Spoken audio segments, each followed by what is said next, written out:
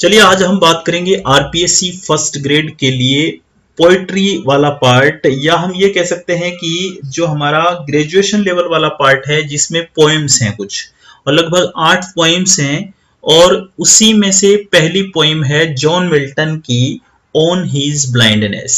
तो हमारी first poem जो है वो कौन सी है दोस्तों? हमारी फर्स्ट पोएम है ऑन हीज ब्लाइंडनेस।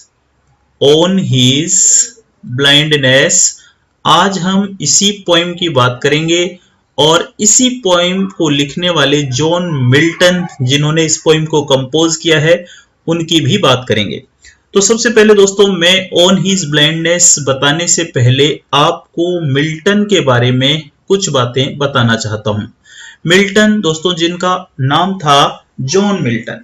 मिल्टन का पूरा नाम क्या था? जॉन मिल्टन इनका पूरा नाम था। इनके पिताजी एक स्क्रिवेनर थे, जिनको हम कहते हैं सूदखोर, एक सूदखोर थे। और अगर मिल्टन से पहले की हम बात करें कि ये किस एज से संबंधित हैं, तो दोस्तों अगर इंग्लिश लिटरेचर की शुरुआत मानी जाए ना, तो 440 या 50 से इसकी शुरुआत मानी जाती है। और सबसे पहले इंग्लिश लिटरेचर का जो पीरियड था वो कौन सा था? एंग्लो सैक्सन पीरियड था। सबसे पहला पीरियड जो था इंग्लिश लिटरेचर का, उसको बोलते हैं Anglo Saxon period. Anglo Saxon period 440-50 से शुरू हुआ था और लगभग 1066 तक का ये समय था। तो इसमें आगे हम बात करें, अगर हिस्ट्री की बात करें, पीरियड्स ऑफ इंग्लिश लिटरेचर की बात करें, तो आगे इसके बाद एंग्लो नॉर्मन पीरियड हुआ था, फिर एज ऑफ चौसर हुआ था, फिर एज ऑफ शेक्सपियर हुआ था। उसके बाद जाकर चौथे नंबर पर जो है वो हुआ था age of Milton. Age of Milton को हम रेनेसां पीरियड भी कहते हैं इंग्लिश में, और रेनेसां का अर्थ होता है दोस्तों पुनर्जागरण काल। तो मैं आपको हिस्ट्री ऑफ इंग्लिश लिटरेचर तो नहीं बता रहा, क्योंकि हिस्ट्री ऑफ इंग्लिश लिटरेचर की बात करें तो अभी पोस्ट मॉडर्न एज चल रही है और 440-50 से इंग्लिश लिटरेचर की शुरुआत मानी जाती है, एंग्लो सैक्सन पीरियड से। तो हमारा सवाल ये है कि मिल्टन इनमें से किस एज से संबंध रखते थे, मिल्टन इनमें से किस एज से संबंधित थे। तो दोस्तों एक चीज आपको बता दें कि जो मिल्टन थे ना, इनके बारे में कहा जाता है कि ये सेकंड ग्रेट पोइट माने जाते हैं इंग्लैंड के। Second great poet of England, great poet, second great poet माने जाते हैं कहां के? इंग्लैंड के। अच्छा, ये सेकंड माने जाते हैं, तो फर्स्ट ग्रेट पोइट कौन है दोस्तों?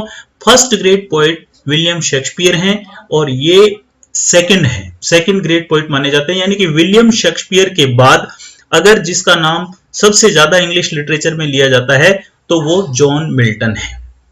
और जॉन मिल्टन से पहले की जो एज थी वो कौन सी एज थी? वो एलिजाबेथन एज थी। एलिजाबेथन, एलिजाबेथन एज थी। रानी एलिजाबेथ का इंग्लैंड में शासन था। एलिजाबेथ एज से संबंधित थे कौन? William Shakespeare. विलियम शेक्सपियर जो थे वो एलिजाबेथन एज से संबंधित थे, जिसको हम एज ऑफ शेक्सपियर भी कहते हैं। और ये इंग्लैंड के फर्स्ट ग्रेट पोइट माने जाते हैं विलियम शेक्सपियर, जबकि सेकंड जो हैं वो जॉन मिल्टन को माना जाता है। और जैसे ये विलियम शेक्सपियर एलिजाबेथन एज से बिलोंग करते हैं, तो ये जो जॉन मिल्टन है ये किस एज से संबंधित रहे हैं दोस्तों? ये है रेनेसां एज से संबंधित। रेनेसां का अर्थ होता है दोस्तों पुनर्जागरण। पुनर्जागरण काल से संबंधित थे ये। पुनर्जागरण एज या रेनेसां एज से संबंधित थे। इस एज को एज ऑफ मिल्टन भी कहा जाता है। एज ऑफ मिल्टन भी कहा जाता है इस एज को। जैसे एलिजाबेथन एज को एज ऑफ शेक्सपियर कहा जाता है, वैसे रेनेसां पीरियड को एज ऑफ मिल्टन भी कहा जाता है। तो जो एलिजाबेथन पीरियड था वो समय कौन सा था? ये था 1550 से लेकर 1625 का समय था एलिजाबेथन एज। लेकिन रेनेसां पीरियड या एज ऑफ मिल्टन का समय क्या था? ये था दोस्तों 1625 से लेकर 1660 का समय। 1625 से 1660 का समय जो था ये रेनेसां पीरियड कहलाता है, एज ऑफ मिल्टन कहलाता है। हालांकि अगर हम हिस्ट्री ऑफ इंग्लिश लिटरेचर की बात करें तो बहुत सारी एज हैं, अब तक मॉडर्न एज मानी जाती है। बीच में एक बैरन पीरियड भी आया था, लेकिन अभी अपने बात हिस्ट्री ऑफ इंग्लिश लिटरेचर की नहीं कर रहे हैं, सिर्फ मिल्टन की बात कर रहे हैं, तो किसी और वीडियो में मैं आपको ये पूरी एज बताऊंगा कि कहां से इंग्लिश लिटरेचर की शुरुआत हुई थी और अब वर्तमान में इंग्लिश लिटरेचर की कौन सी एज चल रही है। फिलहाल हम फोकस करेंगे जॉन मिल्टन पर, और जॉन मिल्टन की एज रिनेंसा पीरियड कहलाता है इंग्लिश लिटरेचर में। इंग्लैंड के सेकेंड ग्रेड पोइट हैं और रिनेंसा पीरियड का समय था 1625 से 1660 का समय।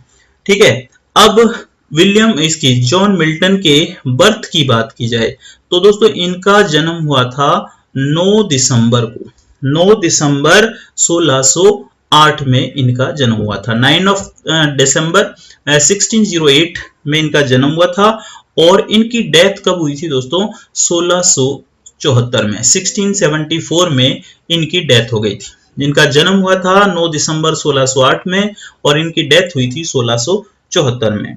और हमारी ये जो पोइम है ऑन हिज ब्लाइंडनेस, ये कब लिखी गई थी? ये 1652 में लिखी हुई मानी जाती है। ठीक है, 1651-52 में लिखी मानी जाती है और यहीं पर 1652 में ही जो मिल्टन थे वो ब्लाइंड हो गए थे।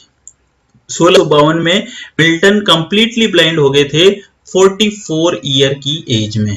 44 की एज में ये कंप्लीटली ब्लाइंड हो गए थे। अब जब ये ब्लाइंड हो गए थे तो फिर ये पोइम लिखी किसने? तो दोस्तों इस पोइम को लिखने में मदद की थी इनकी डॉटर्स ने, इनकी बेटियां थी। इन बेटियों ने इनकी ये जो पोइम थी ऑन हिज ब्लाइंडनेस ये लिखी थी और 1652 में ही इस पोइम की रचना मानी जाती है। लेकिन ये 1652 में रचना तो मानी जाती है, लेकिन पब्लिश कब हुई इस पोइम की अगर पब्लिकेशन की बात करें कि ये 1652 में तो लिखी गई थी और इसी एज में 1652 में मिल्टन जो है ब्लाइंड हो गए थे, लिखने में मदद की थी डॉटर्स ने। लेकिन ये पोइम जो थी पब्लिश कब की गई, अगर इसकी बात की जाए कि ये पोइम पब्लिश कब हुई थी, तो दोस्तों ये पोइम पब्लिश हुई थी 1673 में। 1673 में इस पोइम को पब्लिश किया गया था। तो ये मिल्टन की जो है स्टार्टिंग की कुछ बातें कर रहे हैं। अभी हमने पोइम को स्टार्ट नहीं किया है, पोइम की भी बात करेंगे। और दूसरा मैं बता दूं कि ये सेकंड ग्रेड पोइट इंग्लैंड के माने जाते हैं, लेकिन इन्होंने स्टार्टिंग में ही इंग्लिश में लिखना नहीं स्टार्ट किया था। इनकी जो अर्ली पोइम्स हैं, इनकी जो स्टार्टिंग की पोइम्स हैं दोस्तों, वो किसमें थी? वो लैटिन भाषा में थी। अर्ली पोइम्स जो है वो लैटिन भाषा में थी, इंग्लिश में नहीं थी। इसलिए हम कह सकते हैं कि इनकी जो अर्ली पोइम्स हैं जॉन मिल्टन की, वो लैटिन लैंग्वेज में थी। और दोस्तों इनको ना लेडी ऑफ क्रिस्ट के उपनाम से जाना जाता। जब ये कॉलेज में पढ़ते थे तो सारे स्टूडेंट्स इन्हें जो है लेडी ऑफ क्रिस्ट के नाम से जानते थे। लेडी ऑफ क्रिस्ट इनको बोलते थे। क्यों बोलते थे? क्योंकि इनका गोरा चेहरा था, बाल लंबे थे, लड़कियों जैसी शक्ल सूरत इनकी थी और वही क्यूटनेस इनके चेहरे पर थी। तो क्रिस्ट कॉलेज में ये पढ़ते थे, इसलिए इनको लेडी ऑफ क्रिस्ट के नाम से सारे स्टूडेंट कह के चिढ़ाते थे या बोलते थे। लेडी ऑफ क्रिस्ट इनको कहा जाता है। फिर अगर हम आगे बात करें कि इनके कंप्लीट वर्क, जो मिल्टन का कंप्लीट वर्क है, उसको अगर हम भागों में डिवाइड करें तो 3 भाग माने जाते हैं। इनके पूरे काम को, इनके पूरे जीवन को कहते हैं हम 3 भागों में डिवाइड करते हैं। पहला जो पार्ट है वो 1608 से लेकर 1638 तक के समय में बांटते हैं इसको, पहला भाग।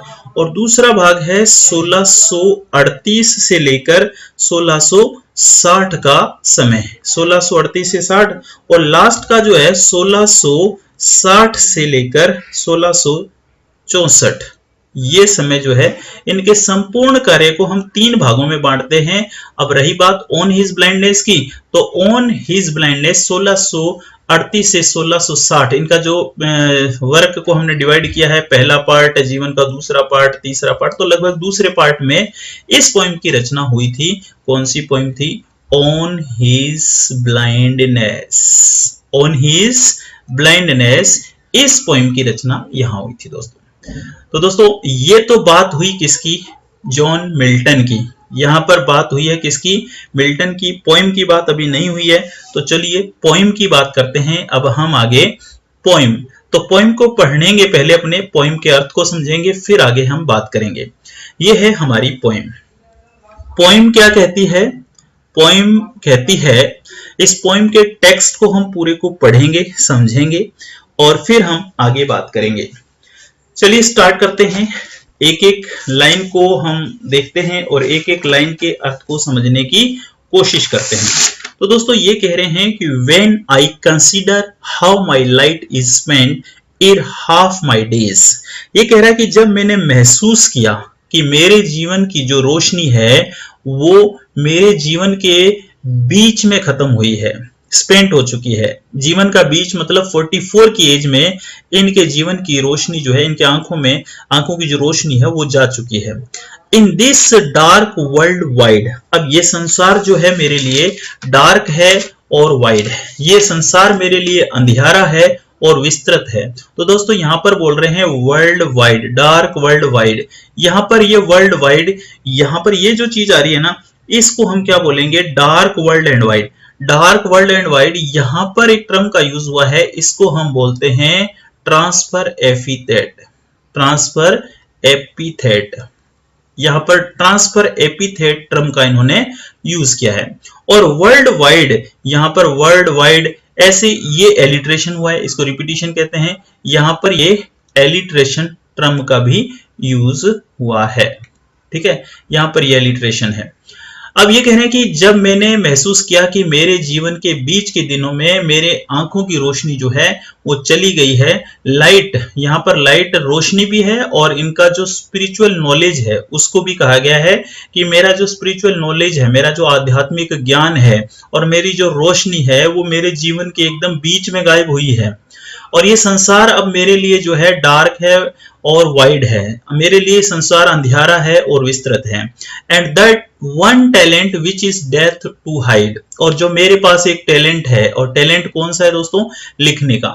मेरे पास जो टैलेंट है अब मौत उसे छिपा लेगी, अर्थात मैं अब अंधा हो चुका हूं, मैं अब लिख नहीं पाऊंगा। मेरे पास पोएटिक एबिलिटी थी, अब मैं उस एबिलिटी का यूज नहीं कर पाऊंगा और मरने तक यूज नहीं कर पाऊंगा। इसका मतलब डेथ जो है मेरे इस टैलेंट को छुपा लेगी, अपने आगोश में ले लेगी।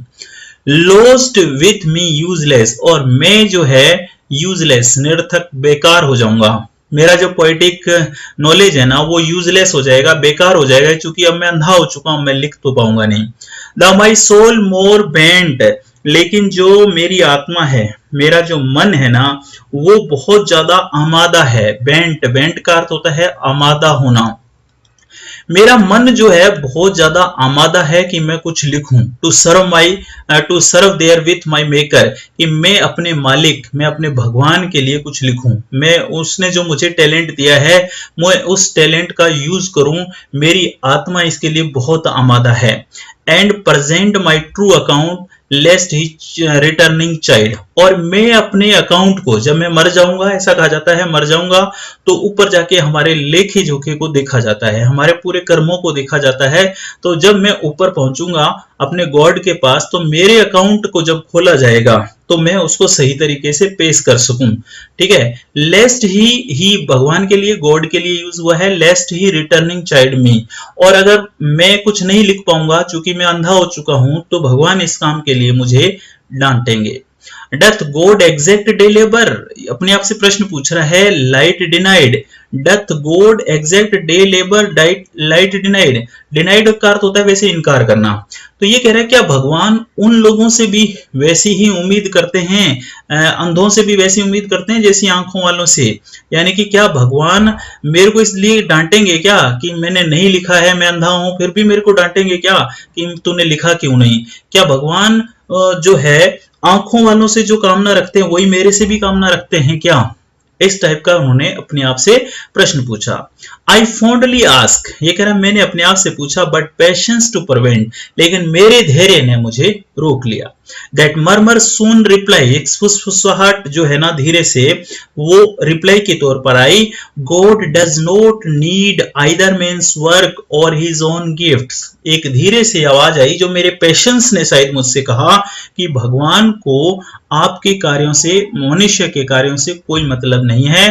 भगवान किसी व्यक्ति को कोई गिफ्ट देता है, किसी को अच्छा गाने का, किसी को अच्छा लिखने का, तो जरूरी नहीं कि वो अपने उस टैलेंट का यूज करे या ना करे, भगवान को इससे कोई मतलब नहीं। यानी कि अपने आप को वो समझा रहे हैं यहाँ पर। Who best bear his mild yoke, और ये क्या कहते हैं कि who best bear his mild yoke they serve him best, ये कह रहे वो भी उसके अच्छे सेवक माने जाते हैं जो उसकी सत्ता को स्वीकार करते हैं और चुपचाप जो है वेट करते हैं।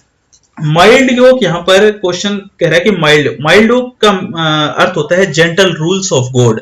माइल्ड योग का अर्थ क्या होगा? Gentle rules of God. अगर पर्टिकुलर इसका आपसे अर्थ पूछा जाए तो वो भी कहता है कि उसके जो आदमी भगवान के कष्ट, भगवान के द्वारा दिए गए कष्ट, भगवान के द्वारा दी गई खुशियों को चुपचाप जो है एक्सेप्ट कर लेता है, वो भी उसका अच्छा सेवक माना जाता है, सच्चा सेवक माना जाता है। भगवान उसे भी अपना अच्छा और सच्चा सेवक मानते हैं।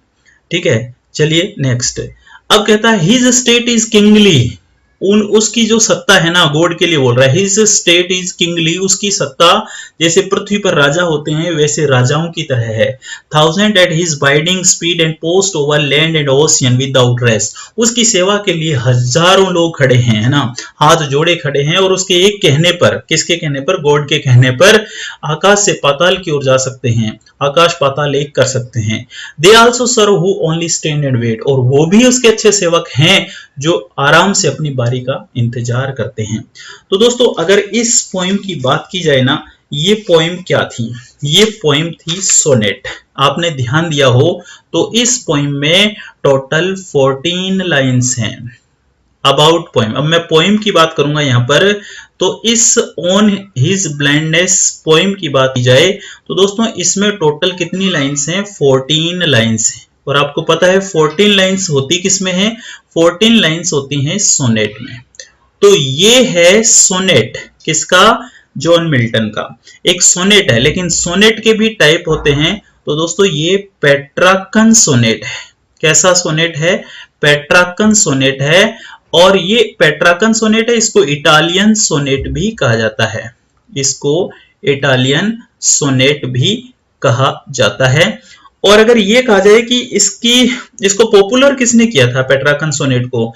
पेट्रार्कन सोनेट को पॉपुलर किया था किसने दोस्तों? 1304 से लेकर 1374 के बीच में पेट्रार्क हुआ करते थे, एक पेट्रार्क ने जो है इस प्रकार के सोनेट को सबसे पहले यूज किया था। 1304 से लेकर 1374 का समय पेट्रार्क का था। पेट्रार्क ने ही सबसे पहले प्रचलन में लाया था, इस प्रकार के सोनेट को प्रचलन में लाए थे कौन? पेट्रार्क। तभी इस टाइप के जो सोनेट को पेट्रार्कन सोनेट कहा जाता है। इसमें दो पार्ट होते हैं, इस टाइप के सोनेट में दो पार्ट होते हैं। ऑक्टेव शुरू की 8 लाइन और सेस्टेट ये पीछे की 6 लाइन। ठीक है, शुरुआत की 8 लाइन ऑक्टेव कहलाती हैं, पीछे की 6 लाइन जो है सेस्टेट कहलाती हैं। और इस सोनेट की जो है आपसे पूछा जाए भाई राइम स्कीम क्या है, इस पोइम की राइम स्कीम क्या है, तो दोस्तों इस पोइम की जो राइम स्कीम है ना वो है ए बी बी ए, और फिर ए बी बी ए, फिर सी डी ई और सी डी ई।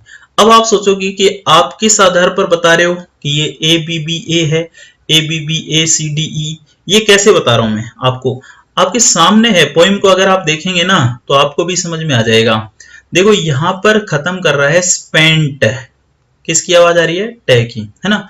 स्पेंट, एक ध्वनि आ रही है टे की, तो इसको हम मान लेते हैं ए, और फिर ध्वनि आ रही है किसकी? वाइड, इसको मान लेते हैं बी, है ना। शुरुआत में टे फिर डे, तो ये ए बी, फिर वाइड के बाद हाइड, सेम आवाज आ रही है तो इसको भी हम बी मान लेते हैं।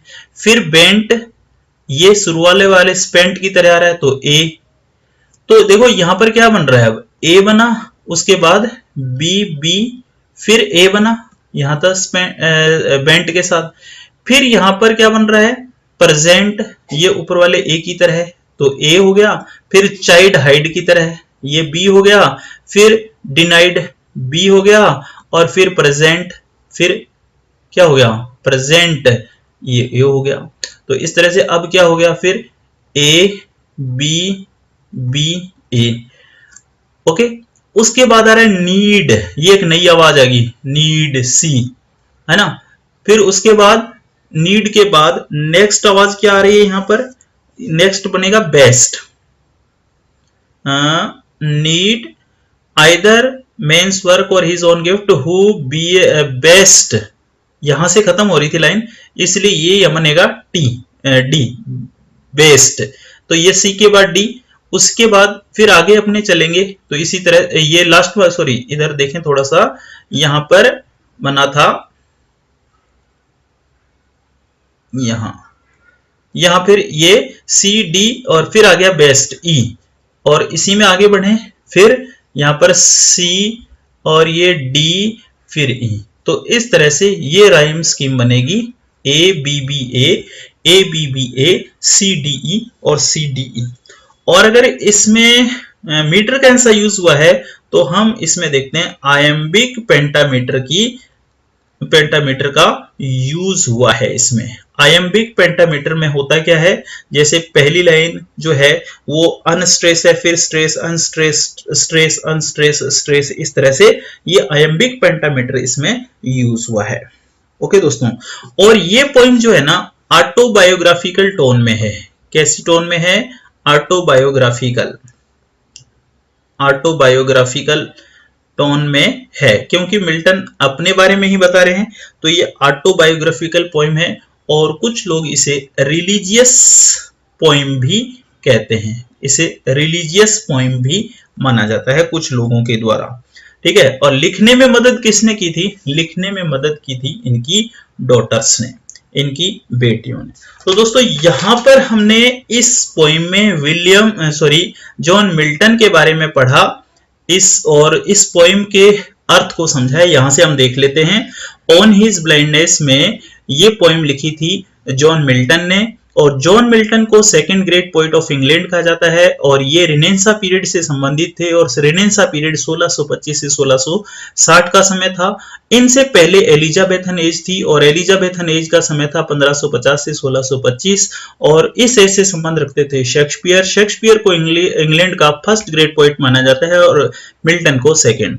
9 दिसंबर 1608 को मिल्टन का जन्म हुआ था, 1674 में इसकी डेथ हो गई थी, और 44 की एज में ये ब्लाइंड हुए थे 1652 में लगभग। और 1652 में ही इस पोइम को लिखा गया था इनकी डॉटर्स की मदद से, और 1673 में इसे पब्लिश करवाया गया था। इन्हें लेडी ऑफ क्रिस्ट कहा जाता था, क्योंकि इनका चेहरा जो था वो लड़कियों जैसा था, और फेयर कॉम्प्लेक्स था, गोरे चिट्टे थे, ये लंबे बाल थे, और लड़कियों जैसा फेस होने के कारण कॉलेज में इनको लेडी ऑफ क्रिस्ट कहा जाता था। इनके पूरे जीवन काल को अगर वर्क में डिवाइड किया जाए तो 1608 से 1638 के समय था, 1638 से 1660 का समय था, 1660 से 1664 का समय था। तो ये जो ऑन हिज ब्लाइंडनेस थी ये 1638 से 1660 वाले समय में मानी जाती है, और इसकी रचना मैंने आपको बताई दी 1652 में थी। और फिर आगे हमने पोइम को पढ़ ही लिया है, और फिर हम नीचे पोइम के बारे में जाने तो 14 लाइनों की पोइम है। 14 लाइनों की पोइम कोई सी भी सोनेट कहलाती है, पेट्राकन सोनेट है, ये इटालियन सोनेट भी कहा जाता है, क्लासिकल इटालियन सोनेट भी इसे माना जाता है। और पेट्राकन सोनेट की शुरुआत पेट्राकन ने की थी, 1304 से 1374 का समय इनका था। और कोई भी सोनेट होता है उसमें एक ऑक्टेव और सेस्टेट होता है, तो ऑक्टेव शुरुआत की 8 लाइनें हैं, सेस्टेट पीछे की 6 लाइनें हैं। राइम स्कीम इस पोइम की है A B B A C D E. ये पोइम जो है ऑटोबायोग्राफिकल टोन लिए हुए है, इसको रिलीजियस पोइम भी कहते हैं दोस्तों। आयम्बिक पेंटामीटर का इसमें यूज हुआ है। तो उम्मीद है आपको पोइम एकदम समझ में आ गई होगी, मिल्टन के बारे में कहानी समझ में आ गई होगी, पोइम की बातें समझ में आ गई होंगी। अब अगले वीडियो में जो है हम अब तक फर्स्ट ग्रेड में इस पोइम से कौन कौन से क्वेश्चन पूछे गए हैं उन क्वेश्चन का एक एमसीक्यू का वीडियो बनाएंगे। पहले प्रश्न के उत्तर आपको देने होंगे, फिर उत्तर मैं बताऊंगा। अब तक जितनी भी फर्स्ट ग्रेड की जो परीक्षाएं हुई हैं और इस पोइम से कौन कौन से क्वेश्चन पूछे गए हैं, उन तमाम क्वेश्चंस को लेकर मैं नेक्स्ट वीडियो में फिर आपके सामने प्रस्तुत होऊंगा। वीडियो अच्छा लगे तो लाइक जरूर करें, शेयर जरूर करें, चैनल को सब्सक्राइब जरूर करें, ताकि आप समय रहते तक मेरे सभी वीडियो से रूबरू होते रहें। नमस्कार दोस्तों।